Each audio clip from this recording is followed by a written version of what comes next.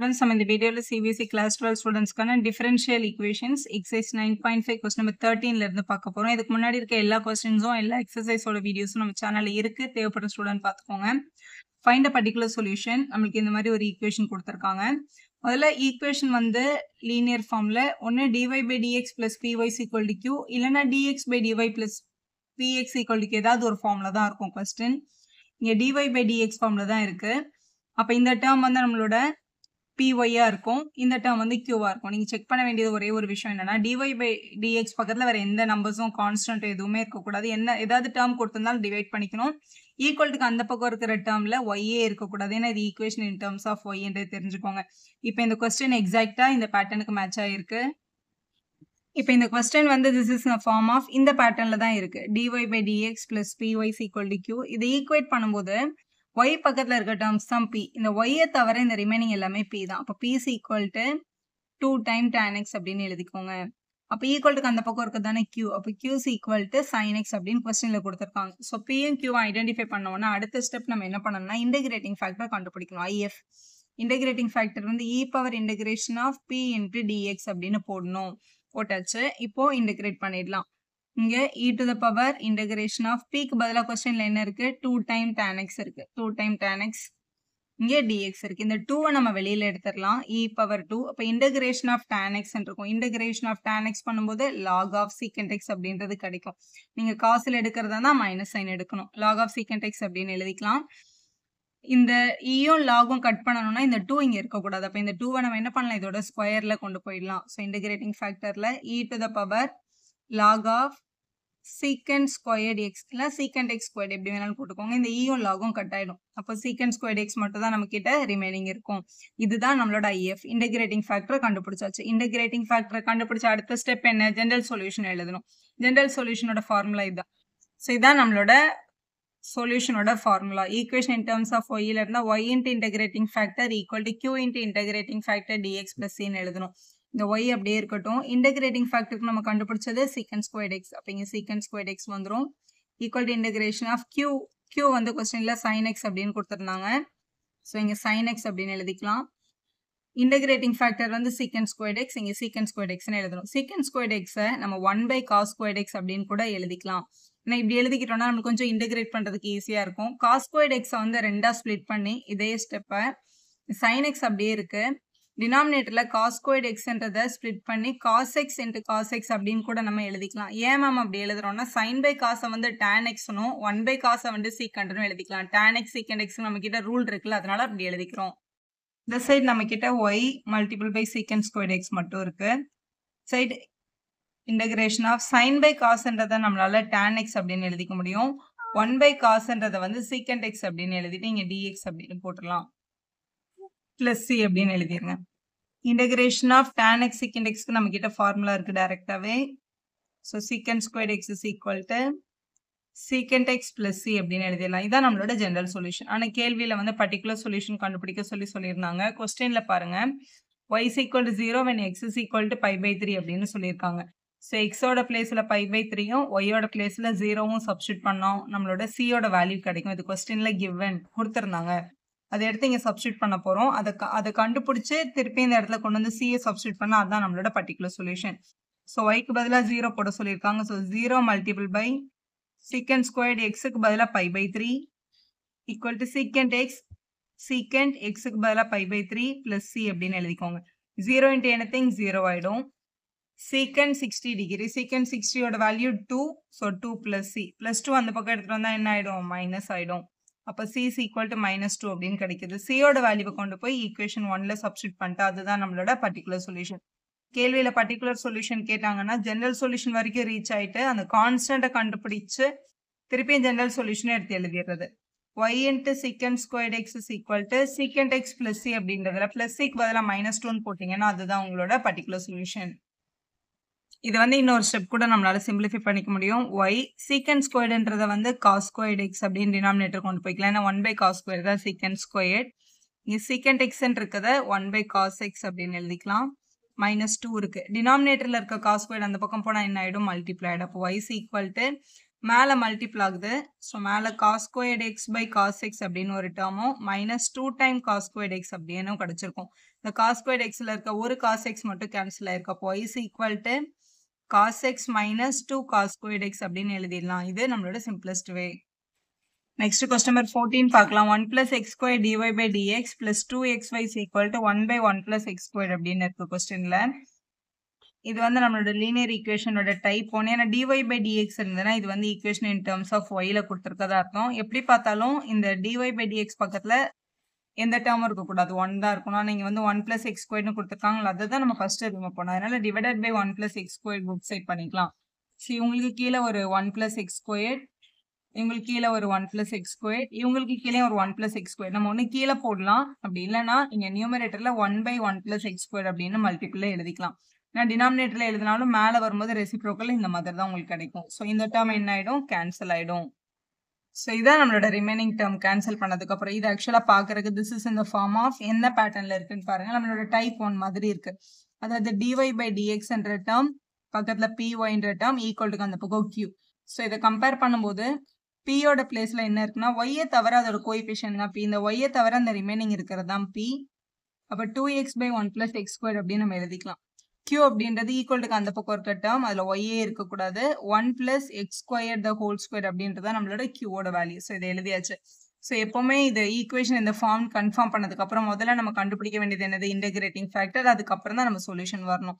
Integrating ஃபேக்டரை கண்டுபிடிக்க போறோம். e power integration of p into dx அப்படின்றதான் நம்மளோட integrating factor, which is equal to e to the power integration of மேல 2xம் கீழே வந்து 1 plus x squared dxம் இருக்கு.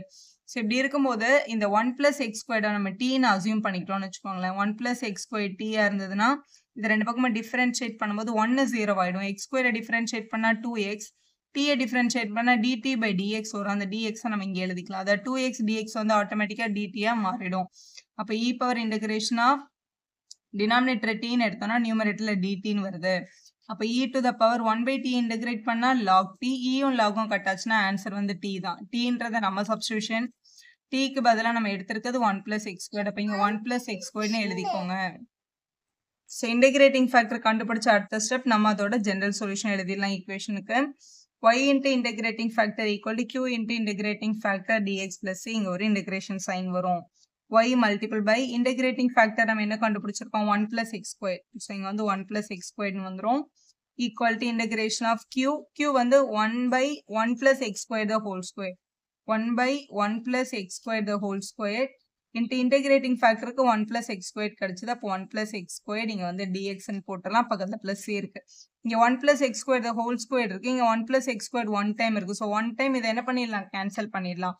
இப்போ ரிமைனிங்னு பார்க்கும்போது நம்ம கிட்ட பிராக்கெட்டுக்குள்ள 1 by 1 plus x squared மட்டும் இருக்கும். இங்க வந்து dx இருக்கு, பக்கத்துல பிளஸ் ன்னு எழுதிடலாம். 1 by 1 plus x squaredன்றது டைரக்டா இன்டகிரேஷன் ஃபார்முலா. இது நம்மளோட tan இன்வர்ஸோட ஃபார்முலா தான். அப்ப நம்ம இதை tan இன்வர்ஸ் ஆஃப் எக்ஸ்ன்னு எழுதி பக்கத்துல பிளஸ் ன்னு போட்டா இதான் நம்மளோட ஜெனரல் சொல்யூஷன். இப்போ பர்டிகுலர் சொல்யூஷனை கண்டுபிடிக்கிறதுக்கு y is equal to 0வும் x is equal to 1ம் கொடுத்துருக்காங்க இல்லையா, அதை சப்ஸ்டியூட் பண்ணி c கண்டுபிடிக்கணும். அப்போ y is equal to 0 and x is equal to 1 substitute பண்ணலாம். இங்க 0 சப்ஸ்டியூட் பண்ணா 0 multiple by 1 plus x squared equal to tan inverse of 1 plus c அப்படின்னு கிடைக்குது. இங்க 0 into anything 0 ஆயிடும். tan inverse of 1ன்றது tan ஓட 45 தானே 1, அதனால 45 இங்க வந்து plus c ன்னு கிடைச்சிருக்கு. plus 45 இங்க வந்தா மைனஸ் ஆயிடும். அப்போ c is equal to minus 45 அப்படின்னு எழுதிக்கலாம். இந்த c வேல்யூவை கொண்டு போய் நம்மளோட ஜெனரல் சொல்யூஷன் இது ஈக்குவேஷன் 1ன்னு வச்சுக்கோங்க. இதுல c-க்கு பதிலா இந்த minus pi by 4 சப்ஸ்டியூட் பண்ணிடணும். ஸோ பர்டிகுலர் சொல்யூஷன் போட்டு நம்ம கண்டுபிடிச்ச ஜெனரல் சொல்யூஷன்ல c-க்கு பதிலாக மட்டும் நம்ம கண்டுபிடிச்ச வேல்யூ எடுத்து சப்ஸ்டியூட் பண்ணிட்டோம்னா அதுதான் நம்மளோட பர்டிகுலர் சொல்யூஷன். இப்போ கொஸ்டின் நம்பர் 15 பாருங்க. dy by dx minus 3y cot x equal to sin 2x அப்படின்னு இருக்கு. இது நம்ம லீனியர் ஈக்குவேஷன் டைப் 1ல இருக்கு பாருங்க. dy by dx ஒரு கோஎஃபிஷியன்ட் 1 இருக்கு. அதுக்கப்புறம் py y-யோட டேர்ம்ஸ் இருக்கு ஈக்குவல் டு q. qல வந்து y இருக்கக்கூடாது, கரெக்டா இங்க y இல்லை. அப்போ கரெக்டா இந்த ஃபார்ம்ல தான் இருக்கு. இதை ஈக்குவேட் பண்ணி என்ன p என்ன q அப்படின்றத எழுதிக்கலாம். ஸோ இது கம்பேர் பண்ணும்போது ஒய்க்கு பக்கத்துல இருக்க கோஎஃபிஷியன்ட் தான் p. இப்போ நம்மளோட கொஸ்டின்ல இதுல y பக்கத்துல -3யும் cot x-ம் இருக்கு. இப்போ -3 cot x தான் நம்ம p-க்கு பதிலாக எடுக்கணும். ஸோ இப்படி எடுத்துக்கோங்க. q வந்து ஈக்குவல் டு அந்த பக்கம் இருக்கிற term sin 2x. So sin 2x எழுதிடலாம். ஸோ இன்டகிரேட்டிங் ஃபேக்டரை கண்டுபிடிக்கணும் இல்லையா, அடுத்து e power integration of p into dx அதை அப்ளை பண்ணிக்கலாம். e பவர் இன்டகிரேஷன் ஆஃப் pக்கு பதிலா -3 cot x இருக்கு. ஸோ -3 cot x அப்படின்னு எழுதிட்டு இங்க dxன்னு போட்டுருங்க. ஈக்குவல் டு e பவர் இந்த -3 நம்ம வெளியில எடுத்துட்டு இன்டகிரேஷன் ஆஃப் cot x மட்டும் இன்டகிரேட் பண்ணா போதும். இது இன்டகிரேட் பண்ணும்போது e டு த பவர் -3 அங்கேயே இருக்கு. இன்டகிரேஷன் ஆஃப் cot x பண்ணா log ஆஃப் sin x அப்படின்றது கிடைக்கும். இது இப்படி எழுதிக்கலாம். இப்போ இந்த ஈயும் லாகும் கட் பண்ணா இந்த 3 இங்க இருந்தா கட் ஆகுது. அதனால 3 இதோட பவருக்கு எடுத்துட்டு போயிடுங்க. e to the power log of இங்க ஆல்ரெடி sin x இருந்தது. இதோட பவர்ல இந்த -3 அப்படின்றத எழுதிக்கலாம். இது நெகட்டிவ் பவர்ல இருக்கு. ஈயும் லாகும் கட் ஆயிடுச்சுன்னா நம்மளோட ஆன்சர் வந்து sin x to the power -3ன்னு வரும். -3ன்றத பிளஸ்ஸா மாத்தணும்னா டினாமினேட்டர் கொண்டு போனா பிளஸ் ஆயிடும். அப்போ 1 by sin x the whole cube னு வரும். நம்ம sin cube x அப்படின்னு கூட எழுதிக்கலாம். ரெண்டும் ஒன்று தான். ஸோ இதுதான் நம்மளோட இன்டகிரேட்டிங் ஃபேக்டர். இன்டகிரேட்டிங் ஃபேக்டர் கண்டுபிடிச்ச அடுத்த ஸ்டெப் என்ன, உங்களோட சொல்யூஷன் எழுதுறது. ஸோ சொல்யூஷன் எழுதிடலாம். ஸோ இதான் நம்மளோட general solution. Equation in terms of ஒய்ல இருந்தால் y into integrating factor equal to q into integrating factor dx plus c. So y அப்படியே எழுதிடலாம். இன்டகிரேட்டிங் ஃபேக்டர் நம்மளுக்கு என்ன கிடைச்சது, 1 by sin cube x 1 by sin cube x அப்படின்னு எழுதிக்கோங்க. Equal to integration of முதல்ல க்கு நமக்கு இங்க sin 2x இருக்கு. ஸோ sin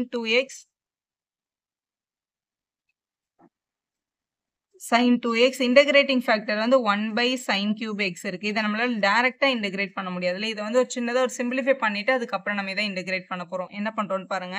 இப்போ y by இந்த sin cube x அப்படியே இருக்கட்டும். இங்க இன்டகிரேஷனுக்குள்ள sin 2x அப்படின்றத 2 times sin x cos x அப்படின்னு பிரிச்சு எழுதிக்கலாம். டினாமினேட்டர்ல இருக்க sin cube x sin x multiple by sin x multiple by sin x 3 தடவை எழுதிருங்க. எழுதிட்டா இதனால என்ன யூஸ்ன்னு பாத்தீங்கன்னா இந்த சைனும் இந்த சைனும் என்ன ஆயிடும், கேன்சல் ஆயிடும். இங்க இருக்கிற 1 by sin cube x அப்படியே எழுதிட்டு இங்க 2 வந்து வெறும் கோஎஃபிஷியன்ட், அதை வெளியில எடுத்துக்கலாம். இன்டகிரேஷன் ஆஃப் இங்க இருக்கிற இந்த cos x by sin x இருக்குல்ல, இதை வந்து நம்ம என்னன்னு எழுதிக்கலாம், cos by sinன்றது cot x அப்படின்னு எழுதிடலாம். இங்க இருக்க இந்த 1 by sin x என்னன்னு எழுதிடலாம், கொசிகென்ட்னு. ஸோ கொசிகென்ட் எக்ஸ் டிஎக்ஸ் அப்படின்னு போட்டு பக்கத்தில் ப்ளஸ் சி அப்படின்னு போட்டுக்கோங்க. இப்போ காட்டெக்ஸ் கொசிகென்ட் எக்ஸ்க்கு நம்ம கிட்ட என்ன இருக்கு, ஃபார்முலா இருக்கு, டேரெக்டாக அதை அப்ளை பண்ணிடலாம்.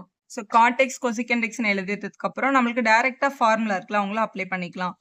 Is equal to 2 times integration of cot x into cosecant எக்ஸோட ஃபார்முலா மைனஸ் கொசிகென்ட் எக்ஸ் அப்படின்றது இது நம்மளோட பேசிக் ரூல்ல இருக்கு. ப்ளஸ் சி அப்படின்னு போட்டுடலாம். இந்த டினாமினேட்டர்ல இருக்க சைன் கியூப் வந்து நம்ம அந்த பக்கம் எடுத்துட்டு வந்தா என்ன ஆயிடும், மல்டிப்ளை ஆயிடும். அப்போ y is equal to sin cube x வந்து நியூமரேட்டர்ல வந்துரும். இங்க உள்ள பாத்தீங்கன்னா ஒரு -2 கொசிகென்ட் x இருக்கு. அதை நம்ம வந்து சைனுக்கு மாத்தணும்னா 1 by sin ன்னு மாத்துவோம்ல, அதை மாத்திக்கோங்க. இங்க வந்து பிளஸ் c இருக்கு. இந்த sin cube நம்ம உள்ள எடுத்துட்டு போயிடலாம். அப்போ y is equal to minus இங்க இருக்கிற ஒரு சைனை கட் பண்ணிட்டு sin squared x ன்னு போட்டலாம். இங்க ஒரு மல்டிபிள் பை 2 இருக்கு. இங்க c times sin cube x அப்படின்னு கிடைச்சிருக்கும். இதுதான் நம்மளோட ஈக்குவேஷன் 1. இதுதான் நம்மளோட ஜெனரல் சொல்யூஷன். கொஸ்டின்ல பர்டிகுலர் சொல்யூஷன் கண்டுபிடிக்கிறதுக்கு x-க்கு வந்து 90 பை பை 2வும் y-க்கு 2வும் போட சொல்லியிருக்காங்க இல்லையா.